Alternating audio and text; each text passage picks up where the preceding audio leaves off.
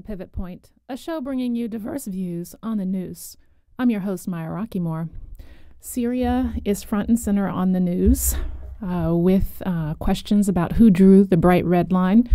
President Obama, 2 years ago, many remember, indeed said that there was a bright red line, and he did at that time define it as something that he perceived as a bright red line. And this week, he has actually redefined it as the world's bright red line, defined by the world. And so there are various people who are all over the map on the issue of Syria. Should we go in? Should we not? Is this the precursor to World War III?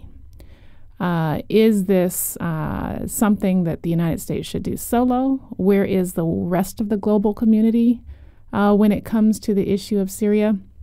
What makes the issue of 1,400 people being killed by chemical weapons different from the 100,000 people who have already been killed over the last 2 years? And so the questions continue. Another question, would American airstrikes actually lead to more civilian deaths than even the deaths that resulted from the chemical weapons? And the Iraq situation would suggest that that might be true.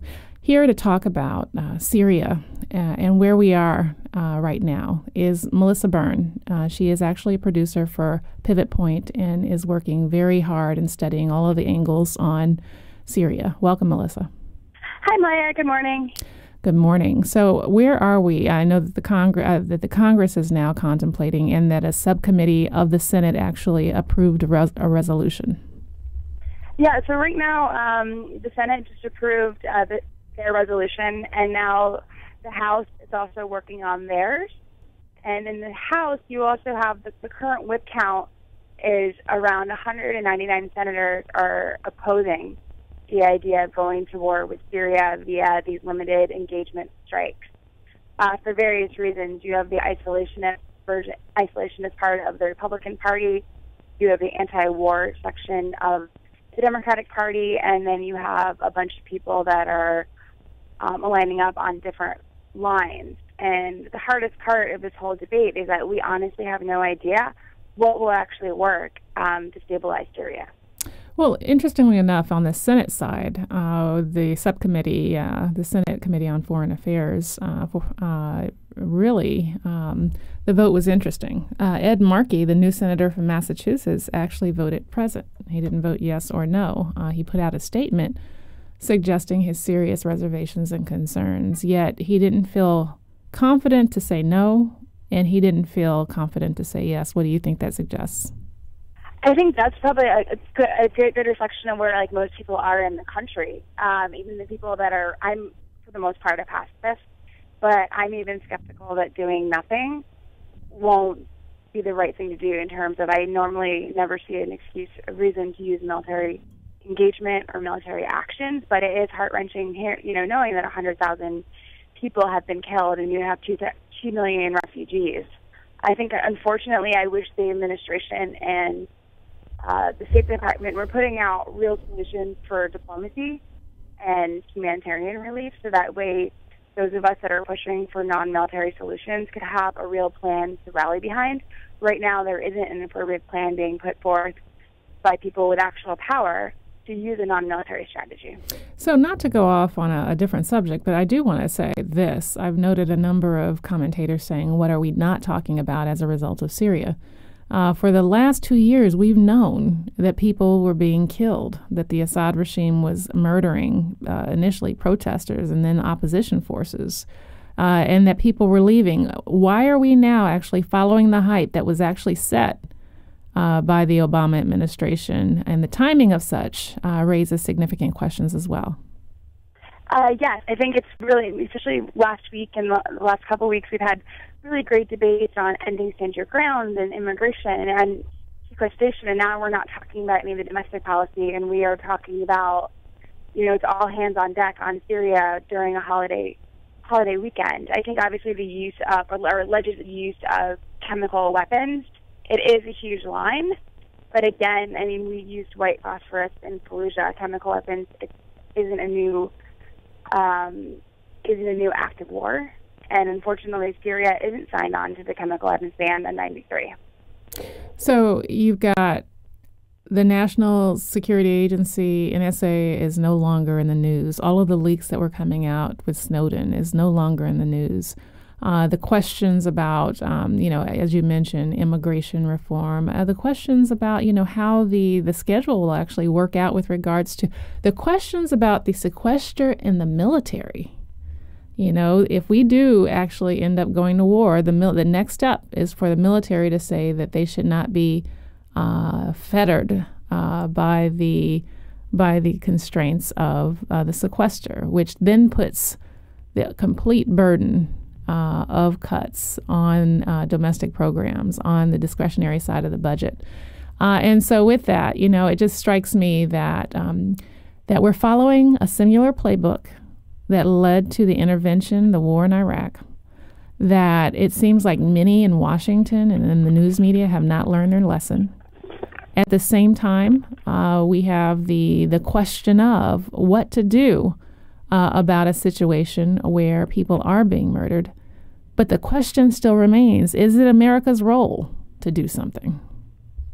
Oh, exactly. And I think, unfortunately, we've waited so long that we're in a situation where it's become a crisis, and it is tied in to Iran and tied into the global war on terror. And if anything, I'm hoping that the renewed attention on Syria might lead us to be able to pivot to talk about how do we actually end the global war on terror, which is what I'm talking about. So now I'm going to challenge you because that's naive. I've got to say this, Melissa. Sure. I was struck by John Kerry, Secretary of State John Kerry, the other day. To me, I could have closed my eyes and mentally seen Colin Powell. That's how bad he came off to me the other day, sitting in front of those senators. But something that I noticed that he repeatedly said, he was not talking about Syria by itself. He was talking about Hezbollah and Iran repeatedly. And so it strikes me that we're already in mission creep and that there's some other plan afoot here that actually is broader than the issue of the people who are being murdered by their leader in Syria. And I think that the issue of a bait and switch, a tail wagging the dog, is something that we've got to be very careful here. Oh, I agree with that 100%, especially with John McCain being out in front. A colleague of mine from a past political campaign I worked on he was in Syria 2.5 years ago studying Arabic in Aleppo and happened to be there when the uprising started. And he watched this, he had friends that were killed in the uprising, that were imprisoned, and he ended up founding the Syrian Emergency Task Force and has been working on this issue for the last 2.5 years. He's following on the lines of wanting military engagement, which I don't agree with. But one thing when I was talking with him and trying to explain that the more and more that you have John McCain out in front and the more that you have the folks that have been pushing for the last 6 to 7 years for war with Iran, if they're the ones that are messengers for this engagement, that tells us that this engagement is about mission creep to include pull Iran into a war that people have wanted for a long time. What I was saying about ending the global war on terror is from the advocacy community. Since Obama has been president, there's been hardly any organizing against the global war on terror. Sure, there's been drawdown troops in Iraq and Afghanistan, but there hasn't been a concerted effort to really do high-level organizing to change how we're using the military, change how we're using defense contractors. Already with the threat of dropping lobbing cruise missiles on Syria, Raytheon's stock value has gone up $500 million. So it shows that these kind of engagements are good for the private sector. So who are the forces that are pushing for Iran engagement? You've had the Republican Jewish Coalition. You've had I'm blanking on the name. Let's just start right there. APAC. I mentioned the other day on Ari Rabinhoff's show, Sirius XM, The Agenda, that, in 2000, before the Intifada, I was actually in Israel. I went to the Golan Heights, and literally, I could have had 1 foot in Syria and 1 foot in Israel. They are actually literally next door neighbors. And it strikes me that Israel has not been affected by the Syrian civil war. Yet Assad has promised that they will be affected if there is an international strike led by the United States. So what do they have to gain from being hawks in this situation? Well, Hezbollah and the Assad regime work close together. So I think anything that helps to destabilize Iran moves them to be able to demand to do more of the work that they're trying to do to prevent Iran from getting a nuclear weapon. Okay. Which goes back to that. So with that, I do want to ask you, since you are a woman, that I have been struck by the news accounts that where you've got this gendered baiting. Who's a punk? Who's a man? Who can stand up? Who can't? Will you be soft? Will you lose your power?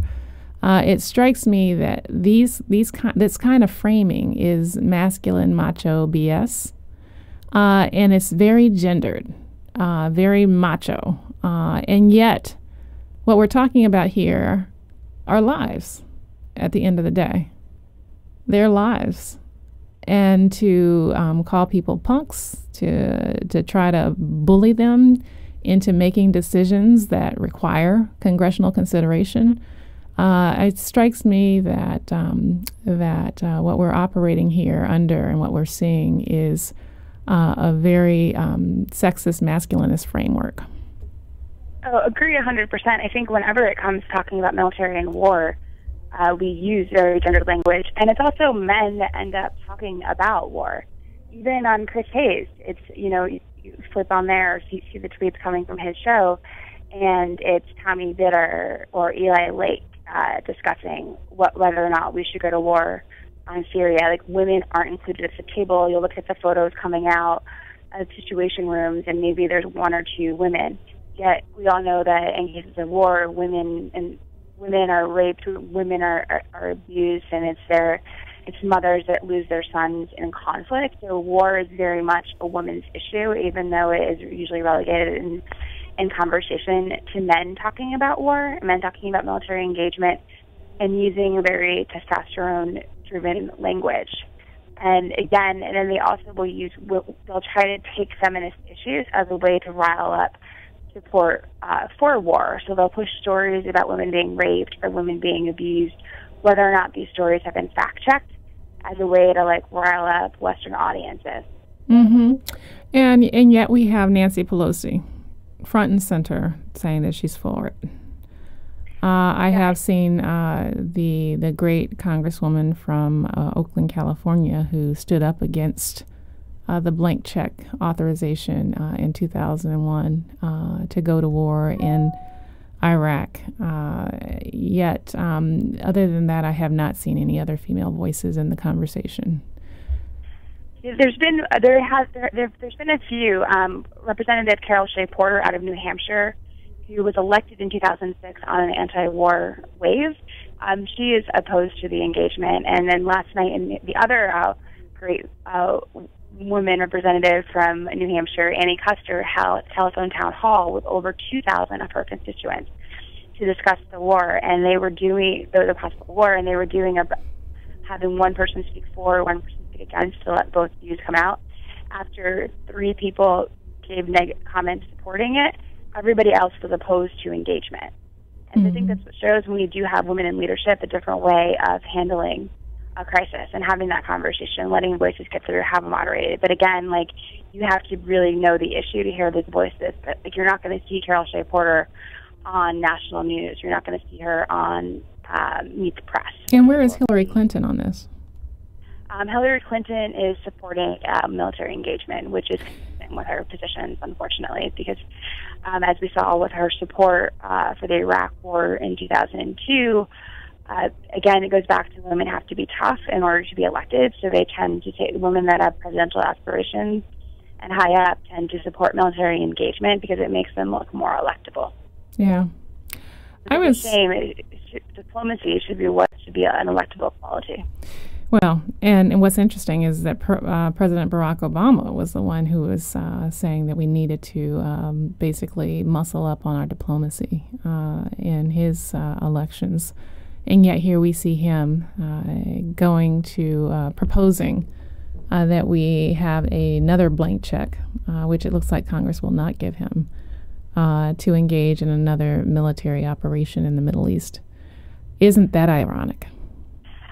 It is ironic, especially when he could have been leading for a more robust diplomacy effort starting 2.5 years ago when Assad started bombing his own people during the uprising, instead of funneling arms to certain opposition groups and supporting that. There's been another great light in the Senate has been the new senator from Connecticut, Chris Murphy. He's been pushing for the last 7 months to have this become a congressional issue. When they started having the idea of sending arms and money to opposition, he pushed to have that require congressional approval, and unfortunately he lost that. But then as Obama started talking about the idea of a surgical strike, he again started pushing the idea of this to go to Congress. And this is my last question for you, Melissa, and this is a question that has been going through my mind. Why surgical strikes instead of drones? They're using drones everywhere else. Agreed. I think that for whatever reason he was seeing this as different from what the blank check that came out of the authorization for military force in Iraq. So I think he felt this was under a whole different lineup. And I guess drones are more for taking out like a person, as opposed to needing heavier cruise missiles to take out airport installations and infrastructure. Mm-hmm.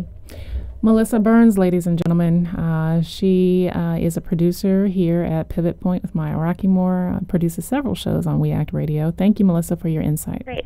Thank you, Maya. You are listening to Pivot Point with Maya Rockeymoore, sponsored by the National Committee to Preserve Social Security and Medicare. We'll be right back with Rashad Robinson, Color of Change.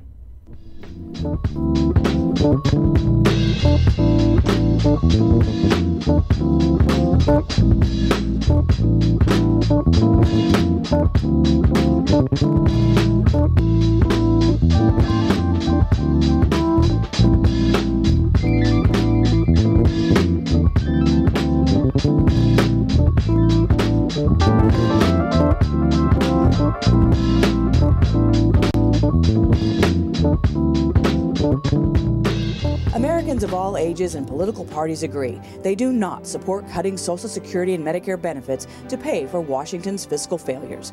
Putting millions of middle-class and poor Americans and their families at risk in the name of deficit reduction is not fiscal responsibility. Social Security and Medicare strengthen our economy and our families. Call the National Committee to Preserve Social Security and Medicare at 1-800-966-1935 or visit us at thenationalcommittee.org. You can make a difference. Social Security protects us against loss of income due to retirement, disability, or death. We pay into Social Security throughout our working lives, which is why we must stop Congress or the White House from cutting our earned benefits. Join our powerful national movement to protect Social Security for current and future generations. Call the National Committee to Preserve Social Security and Medicare at 1-800-966-1935 or visit us online at thenationalcommittee.org. You can make a difference. When I started working decades ago, I didn't know anything about Social Security or Medicare. I was too busy earning a living, buying a house, and raising a family. But life has a way of surprising us. A death in my family and disability first introduced me to Social Security. I'm counting on it when I retire, and thanks to Medicare, I know I'll have the health care I need in retirement. Social Security and Medicare are vital to millions of American families. They also contribute hundreds of billions of dollars to our economy each year.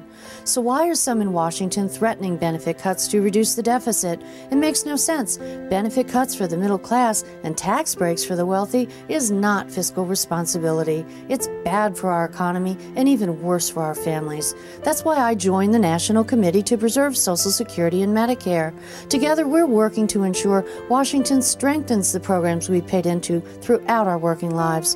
Call 1-800-966-1935 or visit online at thenationalcommittee.org. We can make a difference. Americans of all ages and political parties agree they do not support cutting Social Security and Medicare benefits to pay for Washington's fiscal failures. Putting millions of middle-class and poor Americans and their families at risk in the name of deficit reduction is not fiscal responsibility. Social Security and Medicare strengthen our economy and our families. Call the National Committee to Preserve Social Security and Medicare at 1-800-966-1935 or visit us at thenationalcommittee.org. You can make a difference. You're listening to We Act Radio, WPWC 1480 AM. Visit us online at weactradio.com.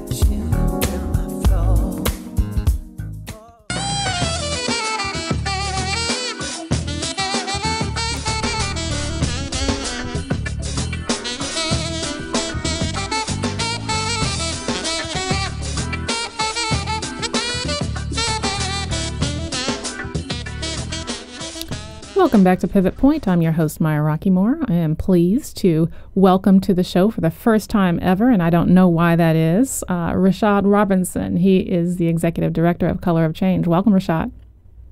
Thank you. Thanks for having me. Listen, you all have been very instrumental over the last few years in really kind of shaking the trees on a number of issues. But I think that the efforts that you all launched against the American Legislative Exchange Council probably have been the most notable. Could you just give us a brief update on where you all are in terms of getting corporations to divest from their participation in ALEC? Yeah, absolutely. We're up to nearly 50 corporations, a mix of corporations and then 4 nonprofits that equal over 50 organizations that have left ALEC since our campaign launched, and at the same time, ALEC has closed down its committees dealing with prisons, guns, and an election. That doesn't mean that they've sort of went back and corrected all the harm they've put out into the world, and in particular into our states all around the country. Mm-hmm. They have stopped working on new legislation, and they've, had to close down their D.C. offices and move out to Virginia to something less expensive as a result of a lot of the work of our members and our organization. So when you say the work of your members, tell us how you did it. Well, how we did it was when we found out about the voter ID laws, we were looking for a theory of change about how could we leverage the power of our nearly 1 million members, over 900,000 members. How could we leverage their power to hold folks accountable behind these laws? And so much of what was happening was these were being passed by Tea Party legislators and signed in by Tea Party governors. And so there wasn't a whole lot we could do to get them to listen to the voices of black folks and their allies, which Color of Change represents. So what we did was we started to look at who was behind these laws, and we realized it was the American Legislative Exchange Council. And the strategic insight was that 98% of ALEC's money comes from corporations. So corporations who every single day come to black folks and say, buy our products or use our services, were behind efforts to suppress the vote. And what we later found out were efforts behind stand your ground laws, after the Trayvon Martin tragedy. They were behind the Arizona immigration law. They were behind privatized prisons all across the country. They were behind all these things that put our communities in harm's way, while at the same time getting money from corporations who had a relationship with our community. So give us a roll call of who those corporations are. So many of the corporations who have left are corporations like Coca-Cola, Walmart, Kraft, Pepsi, Johnson & Johnson, Procter & Gamble. Companies that are still with ALEC are folks like State Farm, AT&T. Wow, State Farm? State Farm is still State Farm. We've been going after for a while. We've tried a number of different strategies, both kind of going after them at the national office and then trying to have a strategy where we went after their local chapters, the local owners of right. branches, and so all of this has really been a campaign to empower everyday voices to tell corporations that they couldn't come for our money by day and try to take away our vote and make us unsafe by night. And the campaign really involved both behind-the-scenes conversations with these corporations and then public pressure. So we gave corporations an opportunity to leave before we went after them public which is the same way we do with all of our corporate campaigns. That we try to have behind-the-scenes conversations, try to do the education, and when that fails, we give our members, everyday people, black folks and their allies of all races, the ability to take action, to hold corporations accountable, and to say that you can't sort of have a public relationship with us, out in the open, and then behind the scenes use the resources that you earn or don't earn to put us in harm's way. So if someone is using State Farm for insurance or using AT&T for their phone service, what do you recommend they do?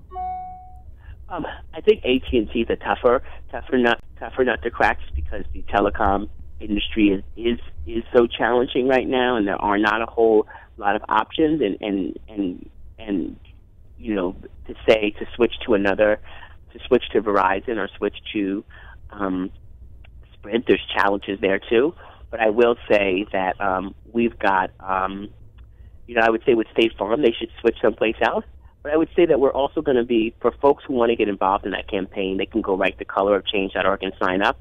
We're going to be rolling out some new strategies over the next couple of months to take on corporations that haven't left, and a couple of new corporations like Yelp, which is the online portal that allows you to find out restaurants or other services in your community that recently joined ALEC. We're going to be making sure that over the next couple of weeks they feel the heat of our members and change course. So, this is so interesting. You wonder what the agenda is that they're seeking to carry out through. What was the Bill and Melinda Gates Foundation doing connected to ALEC? What was that agenda? ALEC was doing a lot of work in terms of privatizing education, and the Gates Foundation has an education platform that involves what they like to think of as a host of different strategies, and some of that is about strengthening the kind of current public school climate, but also they invest in charters and other kind of public school alternatives. And so they were working with ALEC, and they had money in ALEC as well as they have money in other organizations. As many of these corporations had their money in ALEC for a very small slice of what ALEC does. And that's not to say that the reason why they had the money in ALEC was okay. But, like, for instance, Coca-Cola and Pepsi, they would keep, and I think you're going to enjoy this language, they kept telling us that the only reason why they were involved with ALEC was because ALEC was helping them fight the discriminatory soda tax. Yes, I figured you'd enjoy that. So the discriminatory soda tax, which and was helping them fight when school districts and others were trying to stop soda out of public schools. All right. And so they would say, well, we don't care about voter ID, or we don't care about stand your ground laws, the Arizona immigration law. We only care about how the anti-soda lobby is discriminating against us. I guess they're calling me the anti-soda lobby, and actually they contacted me directly, the Coca-Cola lobby. I call them the gulags, and tried to intimidate me on a number of occasions. But as many of my listeners know, I strongly believe that the obesity epidemic has been created by big food, and they're seeking to keep the American people dependent upon food that's literally killing them, taking decades off of their lives. And so, and especially in African American and Latino communities, we are seeing the ravages of that. But Rashad, you have a new campaign on the horizon dealing with prisons. Tell us about it. Dealing with prisons, throughout the ALEC campaign and long before that, Color of Change has been focused on mass incarceration. It's been focused on our criminal justice system, and it's been focused on sort of the ways in which people are making money off of the incarceration of primarily black and brown bodies in this country. And we were looking for sort of, when was the right way to sort of move. And after the ALEC campaign, we saw just how directly sort of ALEC worked on 3 strikes laws, mandatory minimum laws, the expansion of prisons, and with some of these prison companies chairing the committees that passed those laws, we realized that we had to do some work. We started to do some investigation and working with a number of organizations to really investigate who's part of these boards and investing in these companies. And we started to find out that it was many people that are involved in public facing endeavors, very much like ALEC. And so what we're doing right now is we're having behind-the-scenes conversations, just like we did in ALEC with many of these people, channeling for them what a public campaign will look like, letting them see sort of how we're talking about it public, but giving them the ability to pull out now. Some of these folks, unfortunately, are making hundreds of thousands of dollars serving on the boards of these privatized prison companies. And so we're giving them the ability to come out and leave now, while also doing the education work with our members. We have a petition on colorofchange.org that people can go and sign up, and what it will do is it will get you involved in the movement that will escalate to phone calls, rallies, other ways that we're going to be putting public pressure on the folks that stay involved in these privatized prison companies. The end goal of not just getting folks to leave, but also to start holding politicians accountable as well, who sign laws and sign legislation that create a climate where people are making profit off of people being incarcerated. So when there are empty beds in our prisons, that's not a good thing for these companies. That's a bad thing. So they want to hire lobbyists to pass harsher laws, harsher drug laws that put more people behind bars. I got to tell you this. I mean, when most people think about prisoners, they think about violent offenders and people who deserve to be there. And yet, what do we know about the prison population? It's overwhelmingly nonviolent offenders. Drug offense, folks who are involved in drugs, either using or selling controlled substances, and with the harsh drug laws that we have in this country, the draconian laws that have mandatory minimums and other things attached, disparities in our laws between crack and cocaine. We see people being locked up for literally decades for nonviolent offenses at taxpayers' expenses, while folks that are behind the scenes are making literally billions of dollars a year off of them being behind bars. And we're not any safer as a result. Well, and the other part of that is that disparate policing means that the majority of those who are in jail are black and brown. But if you actually look at the statistics, whites engage in the same behaviors, nonviolent drug behaviors, as blacks, but they have a larger number. And so if we were to actually have equal policing in this country, the majority of the prison population would be white.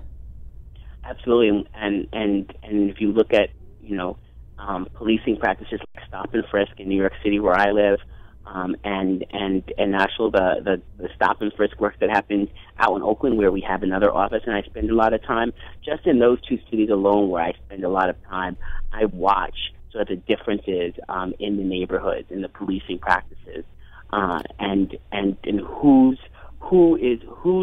valued, whose lives, whose ability to walk freely down the street is valued in this country. Mm-hmm. And I argue that there's a hierarchy of value, and that hierarchy of value actually goes the color of skin shade, actually, from white to black. And it's really sad, but I think that that's how it operates. I got to ask you this, I think it shocks many people to know that we have so normalized incarceration in this nation that we are actually actively trading on Wall Street, on the stock market, companies that actually run prisons. And yet many people don't know what kinds of investors there are in these public companies. And so, are we talking public pensions? Are we talking universities investing their pensions in these companies? What are we talking about? Yes, we are talking about pensions and university pensions. We are talking about, probably for folks who are listening, if they go and look at their 401k plan, they may see things that are tied to the CCA or GEO group, which are the two privatized prison companies that are traded publicly, they might see representation of those groups in their plans, unbeknownst to them. Because these companies have been so good at lobbying, because the prison population has gone up as a result, these companies are doing well. CCA, the Correction Corporation of America, which is the largest, will actually dodge $70 million in tax payments this year because they're going to call themselves a real estate investment trust and designate their prisons as residential. And so as a result, they're going to save $70 million and for their investors, right? And so that's less tax. So not only are the taxpayers paying them a per day fee for how many prisoners they have in the beds, but now they're not even going to pay their taxes as a business on the profit that they're making. Wow. This is another instance of, just insane greed and exploitation. Indeed, Michelle Alexander calls it the new Jim Crow, a new form, in fact, perhaps, of slavery. So actually, Rashad, I ran into you last week at the celebration. I'd be remiss if I didn't ask you what your opinion was of the president's speech last week on the Mall. At Color of Change, we worked really hard to fight for the president, to fight voter suppression that was happening around the country. And there were some really inspiring words from the president. I think what many of us had hoped for was some more clear plans about what he was going to do over the next, 20, 50, 100 days.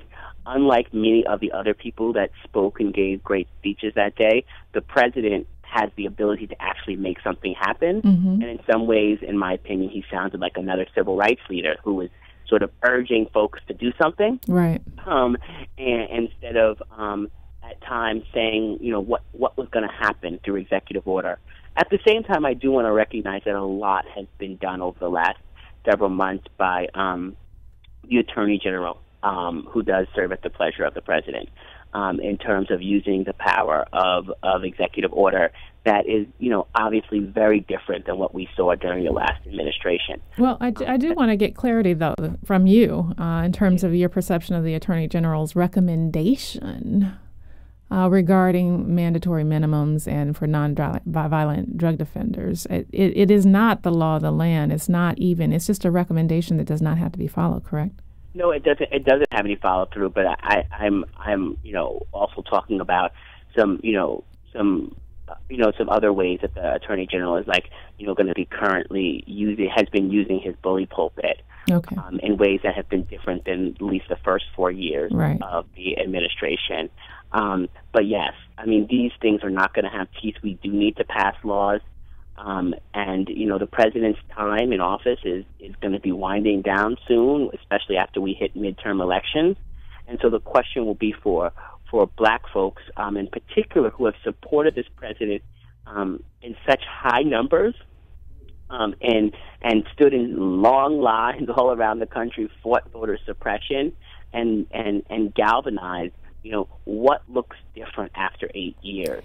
And as I look at the war on drugs, as we look at privatized prisons, as we look at the mass incarceration of black folks and a generation of black folks that we're losing, while major corporations are profiting, the role of the president is complicated, and he can't do it all alone. No, he can't. But I got to tell you, Rashad, that it looks like that this Syrian war situation may actually take what little political capital the president has left for the rest of this term. So, give us your website. It's colorofchange.org, colorofchange.org, and outside of the president or any other elected official, what we see is the power of everyday people's voices. And what we did with ALEC and holding ALEC accountable, and now in state houses all around the country, when ALEC bills are introduced, we have people standing up and holding them accountable and having a frame to talk about it. We hope that this next campaign gives us the same type of opportunity to leverage everyday people's voices who want to get involved and make a difference. So go to colorofchange.org, sign the petition, join the campaign. Thank you for your leadership. Rashad Robinson, Executive Director, Color of Change. Thank you so much. Thanks, Bobby. You are listening to Pivot Point with Maya Rockeymoore, sponsored by the National Committee to Preserve Social Security and Medicare. We'll be right back with UltraViolet.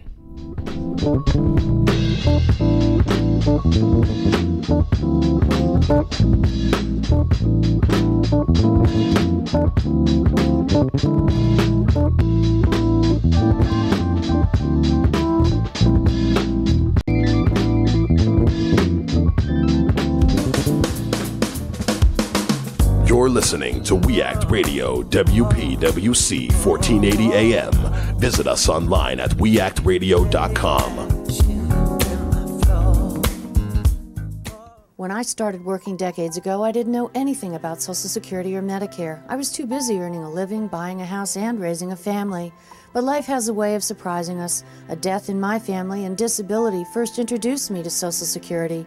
I'm counting on it when I retire, and thanks to Medicare, I know I'll have the health care I need in retirement. Social Security and Medicare are vital to millions of American families. They also contribute hundreds of billions of dollars to our economy each year. So why are some in Washington threatening benefit cuts to reduce the deficit? It makes no sense. Benefit cuts for the middle class and tax breaks for the wealthy is not fiscal responsibility. It's bad for our economy and even worse for our families. That's why I joined the National Committee to Preserve Social Security and Medicare. Together, we're working to ensure Washington strengthens the programs we paid into throughout our working lives. Call 1-800-966-1935 or visit online at thenationalcommittee.org. We can make a difference.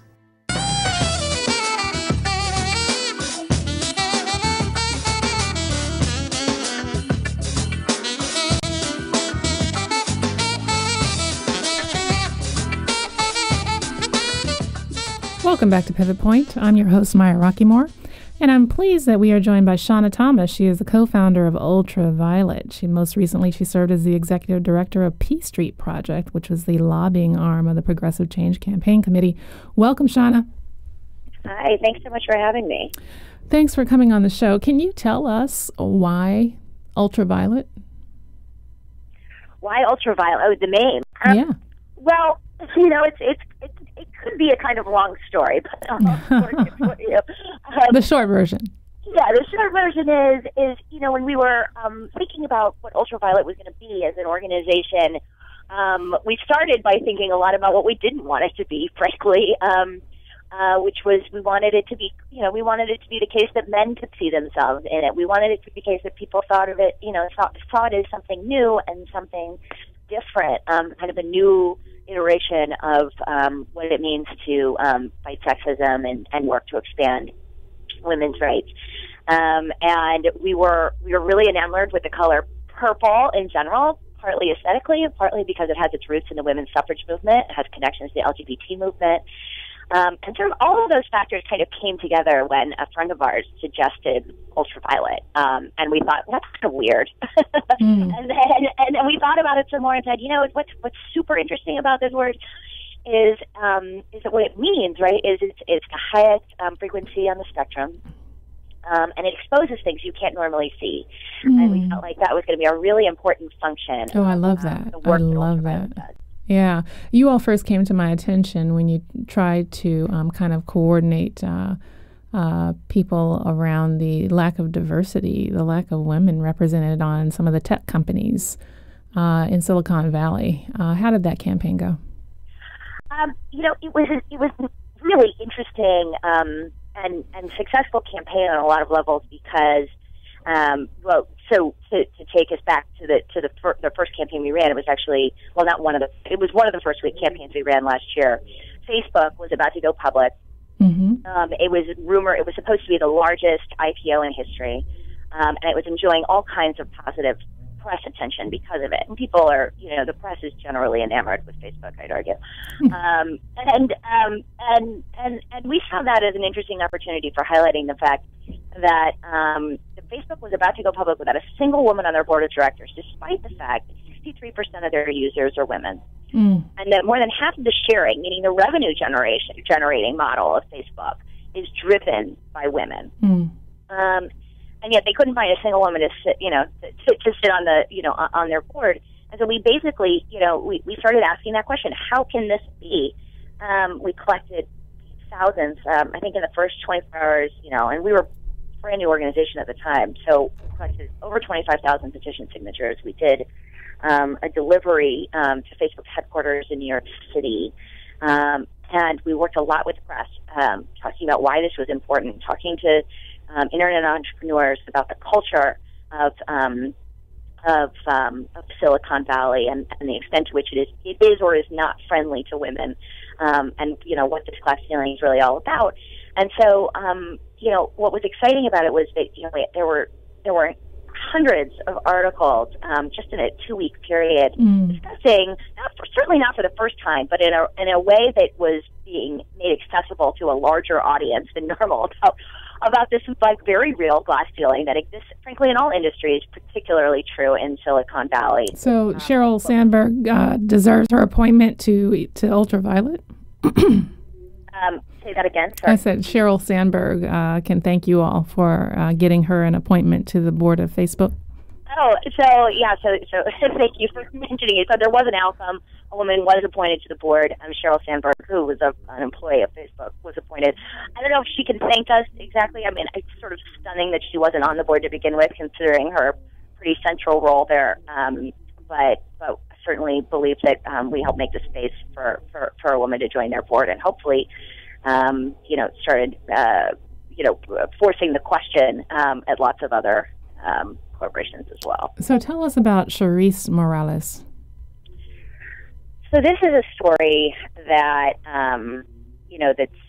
that's pretty heartbreaking and a really, just to set a frame for it, I think very illustrative of rape culture, right, in this country. So what happened with Charisse is that she was 14 when her 49-year-old teacher repeatedly raped her. 2 years later, Charisse committed suicide. And according to her mother, the trauma of that rape was a major factor in her death. But a couple of weeks ago, 5 years after the rape, a Billings, Montana judge sent her rapist to prison for literally 30 days and actually gave him a credit of 1 day for time he had spent in prison. And in his ruling, he justified the sentence by saying it was because the victim was as much, and this is a quote, was as much in control of the situation as her rapist, and that she was, quote, older than her chronological age. Talk about bias. Talk about bias. Victim blaming is nothing new in this country, but when we're talking about a 14-year-old girl who eventually committed suicide, it's almost unthinkable. Her mother put out a statement afterward saying, I guess somehow it makes rape more acceptable if you blame the victim, even if she was only 14. Right? Yeah. So what's UltraViolet going to do? So what we did, what we started to do a couple of days after the verdict came down, we started collecting petitions, asking our members to tell the courts, that we believe the judge made horrible comments, blaming the girl for her own rape were unacceptable, that the sentence is insufficient, and that the judge clearly needs to be removed from the bench, cannot be trusted to make decisions in cases like this. In just a few days, we got a little over 80,000 petition signatures. Wonderful. For this. We've been working with local groups in Montana who have been calling for additional things like having the sentence reviewed, which actually happened as of a couple of days. I guess it was the end of last week. Hundreds of people gathered in Billings to protest the decision, and we submitted we sent our petitions to the courts as well, and a higher court decided that actually the sentence didn't meet the minimum requirements, so they're going back for resentencing this week. We're still calling for the judge to be removed. We feel like in a case like this, there needs to be a real substantial cost for undermining women in this way, for promoting rape culture in this way, and that somebody who can use the power of the bench to do that needs to be removed. Has he responded? He hasn't responded. I don't think that's surprising. I'm sure there's, he's being counseled by quite a few people to just stay quiet and hope this goes away. It certainly won't. The local groups and our members are very, very deeply invested in this campaign. And, at the very least, we know that the rapist will receive a more just sentence, or we can be relatively sure that will happen soon. And we'll continue to push for the judge. So, Shona, I've got to engage you on this because I used to be a professor of women's studies when I was in graduate school, and I also taught at American University's Women in Politics Institute. Very familiar with this whole notion of sexism. But what I've been struck by is that we seem to pay more attention to rapes that occur in India than we do here. And this whole, male bias that tends to see the woman as the perpetrator and to absolve men of their responsibility in these situations seems to still be predominant in this nation. We've got a couple of cases that have come up, some that have gotten significant amount of coverage, but others that haven't.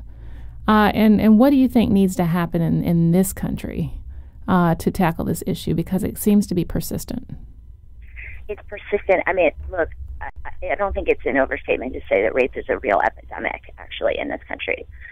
And the solutions are going to have to be pretty comprehensive and reach a lot of different people at a lot of different stages of their life. I mean, look, 1 in 5 women have been a victim or will be a victim of attempted or completed rape. Half of all rape cases are reported. So, and of those, only, I think, 3% of rapists actually spend a single day in jail. Wow. Right? So, survivors don't come forward because the justice system is totally stacked against them. I mean, and in this case, and in lots of other cases, it's a judge or it's their peers who are blaming the survivor for the attack against them instead of the actual rapist. We saw this in the Steubenville Cave, where a young girl was passed out drunk, taken party to party, was gang raped, and the 2 boys who were kind of the ringleaders of this sort of caught on social media having done this and bragging about it, and were genuinely surprised that they were being prosecuted and ultimately that they were convicted. Well, and then you had CNN commentators who were sympathizing with the perpetrators. Oh, they spent the entire day, including women, by the way. Including women, spent the entire day lamenting the fact that these boys' quote lives were over. Did not mention the fact that this young girl had experienced this horrific sexual assault. It's real. So the act of rape is an epidemic. Like the perpetuation of rape culture is pretty endemic. And so we think about this a lot. I mean, when we started UltraViolet, we did not think that our organization was going to be spending this much time kind of dealing with sexual assault, with rape culture. But there's clearly a huge need for it. We were not as in touch with these facts as we are now. Running these campaigns and realizing just how much our culture is stacked against rape victims. It's compelling us to look at all the options. I mean, one of them we look at is education. Our sex education in high school is less comprehensive than it was in 1982. Right. There is no education around consent. There is no broad knowledge right out there that sex without consent is rape. And so that's one thing we need to look at. We need to be going after judges like this and making it clearer and forcing the legal system to correct itself here. And we need to be policing women, it sounds like. In the Black liberation literature, there's a concept called internalized racism, but it sounds like we have internalized sexism where women can actually also perpetuate the frame by just being unconscious about how they're doing that. Oh, I couldn't agree more. So with that, we're actually out of time, but can you give your website? Yes, please. It's weareultraviolet.org. You can sign the petition asking that the Billings, Montana judge be removed from the bench there right now. It's weareultraviolet.org. All right, Shona Thomas, thank you so much for coming on the show. I really appreciate your contributions, and we look forward to hearing about the impact of this campaign. Great. Thank you so much. All right. And thank you to my listening audience for joining me yet again for another edition of Pivot Point. Thanks to our sponsor, the National Committee to Preserve Social Security and Medicare, for hanging with us for this year, our first year on the air, and they have been a fabulous sponsor for that year. And also thanks to our production team of Peter James Callahan and Melissa Byrne for putting together fabulous shows week after week. I want to remind you to tune in every Thursday at 10 a.m. Eastern or Sunday at 3 p.m. Eastern to listen to Pivot Point. And join us next time for the wonderful show we have lined up. Until next time, America.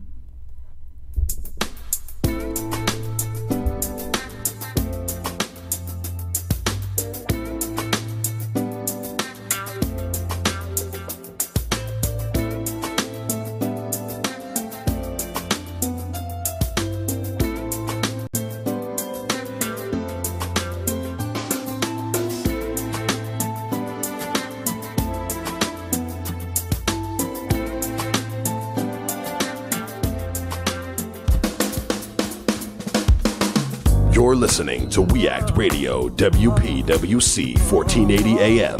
Visit us online at weactradio.com.